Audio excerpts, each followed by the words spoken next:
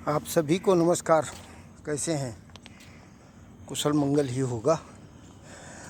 Para Olympics के खिलाड़ियों की बात करते हैं। 7 गोल्ड मेडल के साथ आज तक 26 मेडल भारत के हो चुके हैं। पैरा ओलंपिक्स में वो खिलाड़ी भाग लेते हैं जो किसी तरह से शरीर से अपने अक्षम हैं।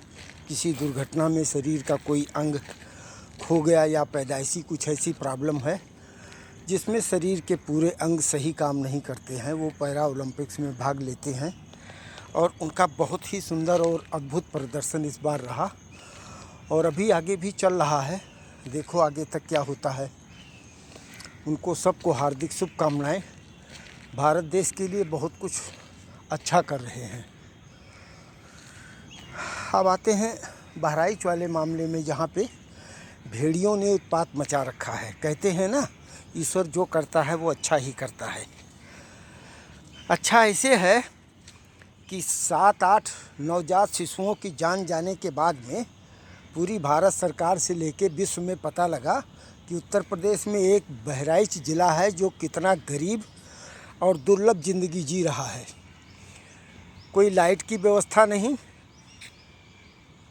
प्रधानमंत्री आवास करोड़ों में बने हैं लेकिन किसी एक को भी नहीं मिला। देखा होगा आपने कैसे उनके झुग्गी झोपड़ी घर मकान बने हुए। गरीबी ऐसी है कि लोग आलू और रोटी, मतलब आलू को बॉयल करके और रोटी खा के और उसी से ज़िंदगी गुजारते हैं। सुलभ शौचालय कहीं गांव में एक भी नहीं है। उसका उदाहरण ये है, पेपर में भी निकला है, पढ़ के तब बोल रहा हूँ, ऐसा नहीं अपने मर्जी से कुछ आपको बता रहा हूँ। लोग शाम का भोजन नहीं करते हैं कि रात को बाहर कहीं शौच के लिए ना जाना पड़े और हमारे साथ ज़िंदगी में दुर्घटना हो जाए। ये हालत है इस देश में। दुनिया भर की बात करना मंचों पे, और ऐसा नहीं है कि वो इलाका भारत से बाहर है। वहाँ के भी विधायक हैं, एमएलए हैं, प्रधान सरपंच हैं, लेकिन किसी को कुछ नहीं दिखाई देता है। 5 साल में एक बार जाएंगे, वोट मांगेंगे और उसके बाद बस सब कुछ भूल जाएंगे। सच्चाई है, सब दिखाई दे रहा है। तब मैं भी आपसे कुछ बोलने और कहने का मन बनाकर आया हूँ कि कुछ बताएं कि इसी भारतवर्ष में कुछ इलाके ऐसे हैं।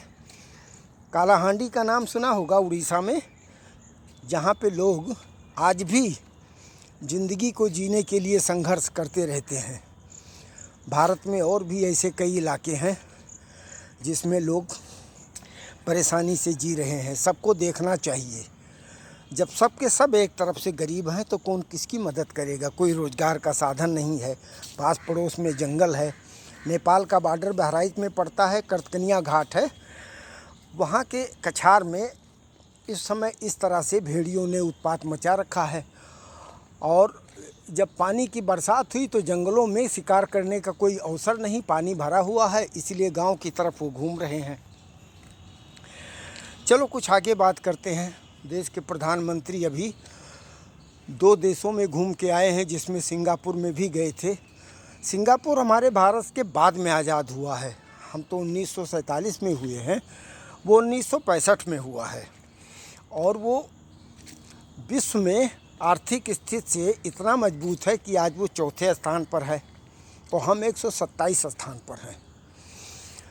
वहाँ के जो राजनेता हैं, लोग हैं, वो जातियों में लोगों को नहीं बांटते हैं। वो देखते हैं किस इंसान में कितना स्किल है, क्या गुण है, उसके अनुसार से उसको बनाने की कोशिश करते हैं और रोज़गार देते हैं।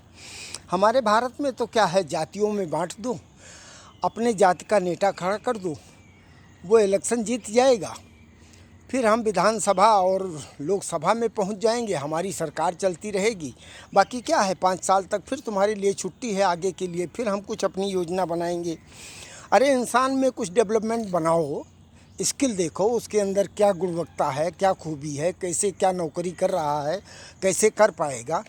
हर एक परिवार से अगर एक रोज़गार वाला हो जाए तो परेशानी दूर हो जाए। लेकिन इन सब चीज़ों को देखने का किसी को मतलब ही नहीं। सब अपने कुर्सी से चिपके हुए हैं। भारतवर्ष में यही हाल है और ये आगे भी बनी रहेगी। हजारों वर्षों से ऐसे बटे हुए थे, तभी ये गुलाम हुए हैं। मुग़ल शासन कर गए, अंग्रेज़ कर गए, अभी कुछ नेता शासन कर रहे हैं। कहने के लिए वो भारतीय हैं कि हमारे भारत के नागरिक हैं, लेकिन व्यवहार उनका भी उन्हीं मुग़लों और अंग्रेज़ों की तरह है। केवल अपने तक सीमित हैं। बस बहुत कुछ हो गया, फिर आगे 10-15 दिन के बाद आप लोगों से मुलाकात करेंगे। 15 दिन में एक बार मुखातिब हो जाते हैं और जो सुख सुविधा समाचार होता है वो देश और अपने इलाके प्रांत के बारे में बात करते हैं। बाकी तो भी हिंदू मुस्लिम का ज़्यादा कुछ नहीं चल रहा है, क्योंकि हरियाणा और जम्मू में चुनाव है, तो वो देखो शायद साधारण तरीके से ठीक ठाक निपट जाएगा। 8 अक्टूबर को उसका परिणाम भी मिल जाएगा। अपना ख्याल रखना, स्वस्थ रहना, थोड़ा सा खुशहाल रहने की कोशिश करना।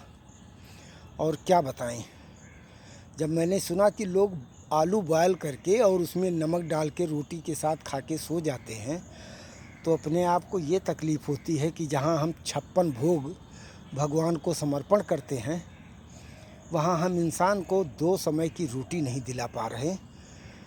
धिक्कार है हमारे जीने रहने और भारत का नागरिक सदस्य बने रहने का। अपना ख्याल रखना, स्वस्थ रहना, खुशहाल रहना। जय हिंद।